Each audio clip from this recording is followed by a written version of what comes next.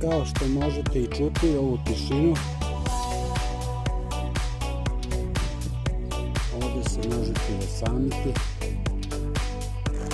i dirati, razmišljati o smislu života.